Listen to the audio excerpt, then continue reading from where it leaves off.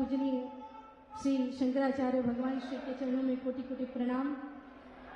इस आयोजन के कर्ता धर्ता और श्री हनुमान स्वरूप सनातन धर्म की ध्वजा को विश्व भर में फहराने वाले परम पूजनीय देवकी नंदन ठाकुर जी महाराज जी, मेरे बड़े भाई के चरणों में प्रणाम। विराजमान सभी संतों के, महापुरुषों के चरणों में प्रणाम। मैं सिर्फ 5 मिनट में अपनी बात कहूंगी क्योंकि मंच की भी मर्यादा है। सनातन बोर्ड आखिर क्यों जरूरी है? एक शब्द आपने अभी पिछले कई दिनों से सुना होगा जिसका नाम है वक्फ बोर्ड। वक्फ बोर्ड एक ऐसा बोर्ड है जिसका भारत की भूमि से कोई लेना देना नहीं था, क्योंकि बंटवारे के बाद जब धर्म के नाम पे बंटवारा हुआ तो मुसलमान कहाँ जाए? पाकिस्तान। हिंदू कहाँ रहे? हिंदुस्तान में। लेकिन हुआ क्या? वहां से हिंदुओं को कत्लेआम करके भगा दिया गया, या तो मार डाला गया, या तो धर्म परिवर्तित करा दिया गया, या तो उनका नामो निशान मिटा दिया गया। और उसके बाद जो वहां के हिंदुओं की जमीनें थी वो किसके पास चली गई? मुस्लिम पाकिस्तान वक्फ बोर्ड के पास। और हिंदुस्तान में, भारत की भूमि में जो हिंदुओं की भूमि थी और इनके मुस्लिमों की भूमि थी वो भी वक्फ बोर्ड को चली गई। इसके बाद भी ऐसी ऐसी जगहों पे ये अपना दावा करते हैं। कभी तो कहते अंबानी का घर वक्फ बोर्ड की जमीन पे बना है, कभी तो कहते फला फला रेलवे स्टेशन वक्फ बोर्ड की जमीन पे बना है। पढ़े लिखे लोग तो जानते हैं कि ट्रिब्यूनल कोर्ट में जाना है, लेकिन जो गांव का गरीब आदमी जिसके 10-10, 5-5 एकड़ ये वक्फ बोर्ड हरण कर लेता है, उसको तो डिस्ट्रिक्ट कोर्ट भी नहीं पता, हाई कोर्ट भी नहीं पता, वो क्या जानेगा ट्रिब्यूनल कोर्ट में।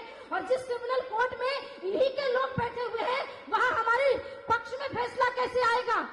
वक्फ बोर्ड बाय यूजर और वक्फ बोर्ड बाय डोनर दोनों ही पूरी तरह से असंवैधानिक है। इस धरती से मैं मांग करती हूँ, आज से 13 वर्ष की उम्र में मैंने एक कविता बोली थी, कश्मीर तो होगा पाकिस्तानी होगा। आज उसी को मॉडिफाइड करके पूज्य महाराज श्री की आवाज से आवाज मिला के एक लाइन कहती हूँ कि आज संतों का ये आह्वान है कि हिंदुओं की छाती पर बैठकर अब हिंदुओं पर अत्याचार नहीं होगा। सनातन बोर्ड तो होगा पर वक्फ बोर्ड का नामो निशान नहीं होगा। आखिरी में 2 लाइन की एक कहानी सुना रही हूँ, कान खोल के सुन लो। एक जंगल में आग लग गई। जंगल में आग लगी तो जंगल के जानवर वहां से भागने लगे। सारे जंगल छोड़ के जा रहे थे। एक तितली रोने लगी, अपनी चोंच से जल लेकर जंगल में डालती, फिर झरने में जाती, फिर चोंच से जल लेकर डालती। कौओं का एक झुंड उड़ के जा रहा था और कहने लगा, अरे तितली, तेरी जरा सी चोंच के जल से जंगल की आग नहीं बुझने वाली। तितली ने कहा, मैं ये जानती हूँ, मेरे जरा से चोंच के जल से जंगल की आग नहीं बुझने वाली, पर जब भी जंगल का इतिहास लिखा जाएगा मेरा नाम आग बुझाने वालों में और तेरा तमाशा देखने वालों में आएगा। जब परम पूजनीय देवकी नंदन ठाकुर जी महाराज श्री ने अमेरिका में रह करके दिन रात जाग करके सनातन बोर्ड के गठन के लिए, धर्म संसद के आयोजन के लिए जगह जगह गुंजान किया था, तो उनको भी लोग कहते थे, अरे महाराज जी क्या समय वेस्ट करते हो, आपके इतने लाखों करोड़ों फॉलोवर है, आप तो राधे राधे गाओ, कथा सुनाओ। और आपके बोलने से सनातन बोर्ड थोड़ी गठित होगा, एक व्यक्ति के करने से। अगर पूज्य महाराज श्री ने भी सोच लिया होता कि मैं भी अपने यजमानों के यहाँ मजे कर रहा हूँ, क्या लेना देना मुझे।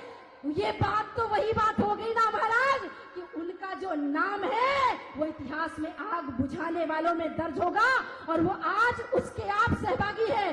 हमें गलत पढ़ाया गया कि हमारे संत महात्मा कथावाचक शांति का भाषण देते थे। नहीं, हमारे संत महात्मा तो वो महात्मा थे, दधीच ऋषि जैसे संत हुए, समय आने पे हड्डियों का दान कर देते थे। देश धर्म समाज के यहाँ तो एक हाथ में माला और दूसरे हाथ में भाले की परंपरा है। जाने से पहले बस इतना ही कहूंगी, सनातन बोर्ड बनेगा, बन के रहेगा। किसी माई के लाल में हिम्मत नहीं हम संतों को रोक सके, लेकिन समय रहते हो जाए तो बहुत अच्छा, समय रहते हो जाए तो बहुत अच्छा, वरना साम दाम दंड भेद की नीति दुनिया को किसी ने सिखाई है तो हिंदुओं ने सिखाई है। अभी हम माला लेके जयघोष कर रहे हैं। अगर भाला लेकर के दिल्ली की सड़कों पे भी उतरना पड़ा तो ये संत कोई पीछे नहीं हटेंगे। मैं तो अबोध सी छोटी सी उनकी बेटी हूँ, बहन हूँ, लेकिन वचन देती हूँ पहली पंक्ति में आप सभी के साथ सम्मिलित होकर के देश धर्म के लिए आगे बढ़ूंगी और एक लाइन बोल करके अपनी वाणी को विश्राम करूंगी कि जो छेड़ेगा हिंदुओं की हस्ती को अब मिटा देंगे हम उसकी हर एक बस्ती को। किसी ने कहा आपको मुसलमानों से नफरत है क्या, ईसाइयों से नफरत? मैंने कहा नहीं, जिन्होंने सनातन बोर्ड का आह्वान किया वो देवकी नंदन जी तो खुद रहीम रसखान के दोहे गाते हैं, गुलाब सखी को प्रणाम करते हैं। हमको मुसलमानों से नफरत नहीं है, लेकिन हमको औरंग बाबर अफजल की औलादों से नफरत है। इसलिए इस मंच से आह्वान है कि जो छेड़ेगा हिंदुओं की हस्ती को मिटा देंगे हम उसकी हर एक बस्ती को। रहना है तो रहीम रसखान बन के रहना, औरंगजेब बाबर बने तो खाक में मिला देंगे तुम्हारी हर एक हस्ती को।